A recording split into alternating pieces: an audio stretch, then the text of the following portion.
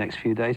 But for something really exclusive, there's a new range of sweaters designed in Kent, but with a distinctly American flavour. Kathy Alexander explains. Familiar faces in unfamiliar surroundings. And every hand-knitted film character has the seal of approval from Walt Disney Productions in America.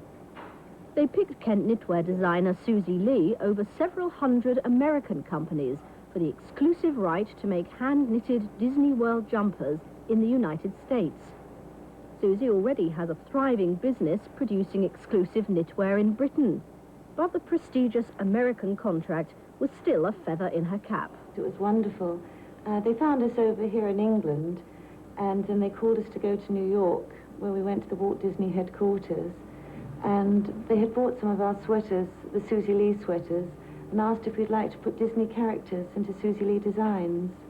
Very exciting. Oh, yes. And to work with, they're great to work with. And we're the only people in America, English or American, that have a hand-knitting license.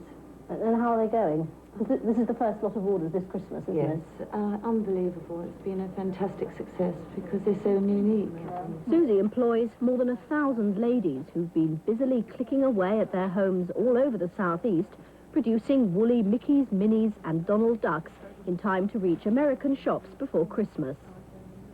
The designs are all her own, but if she feels like taking any artistic liberties with the world's best-known cartoon characters, no chance.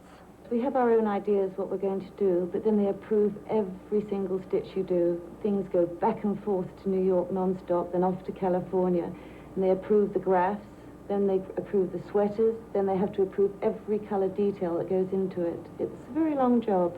And there's very, very tiny details. Do they pick you up on? Oh, absolutely. I mean, one of my mini sweaters, just one stitch was changed in the nose that you and I wouldn't have even noticed, but to them, it had to be spot on. Are they going to sell in Britain as well? I mean, do you think they would sell? They would sell, but not as big as in America. Disney is like a royal family in America, and Disney has never gone out. It's always been there, and now they're moving into Disney upmarket with gold watches and diamonds with Mickey Mouse on, and now hand-knit sweaters and fur coats. So they really are aimed at adults. It's a bit of a cult for adults still. Oh, as many adults wear Disney as children do. It seems Disney World is now her oyster. But these gorgeous creations in mohair and cotton don't come cheap, and as yet there's no Disney license to sell them over here. And if you want Santa to bring you a seasonal Mickey Mouse like this one, you'll either have to take a quick trip across the Atlantic, where starting prices in the shops are about £300 for one like this.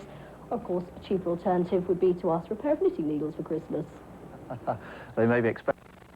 One night, he brought home some wool, and while his wife, Susie Lee, was winding it, some of it got tangled up. It looked so pretty that Susie got the idea of blending different coloured wools, rather like mixing paint. To demonstrate what could be achieved with the new pastel shades, Susie got her mother to knit a few jumpers, and bingo, she discovered she had a thriving business on her hands. Susie, are you surprised by all the success you're having with your jumpers? Is jumper the right word, by the way? Yes, jumpers, sweaters. I'm overwhelmed that a lot of people appreciate my work. That is the main thing. Is it the original artwork you're proud of, or the whole thing, the finished article? It's not so much as being proud of it. It's just doing something I enjoy, and it's become a living as well. It's not many people that can say that they do a job that they enjoy. And I've been lucky enough to be doing something all day. To me, it's pleasure, not work. Must have been rather strange, actually, learning to knit, though, wasn't it? No, I think everything we've done, my husband and I, has happened by accident. We've been in the wool business only 2 years, and last year picture jumpers came into fashion. And so I thought I'd like to try and design something myself. And the first one I ever designed, I couldn't make enough of. Now, Susie sketches Kentish landscapes and uses them as designs for her jumpers, and they're selling like hot cakes at Covent Garden and by mail order, either in kits or ready-made.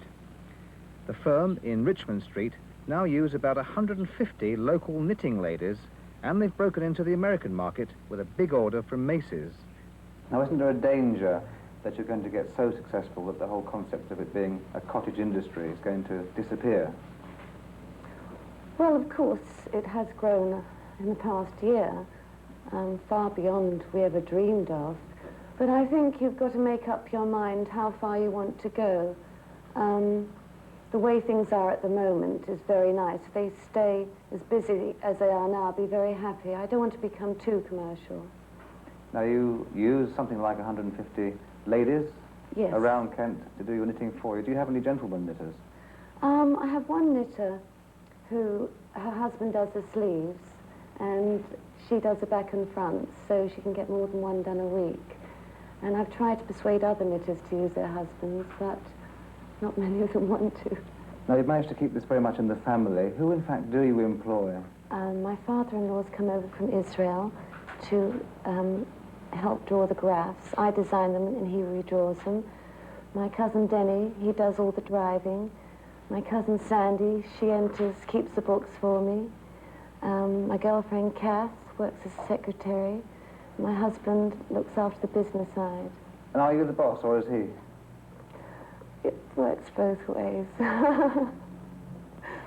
Honest answer. I mean, you really are the boss. I have the last say. In which case...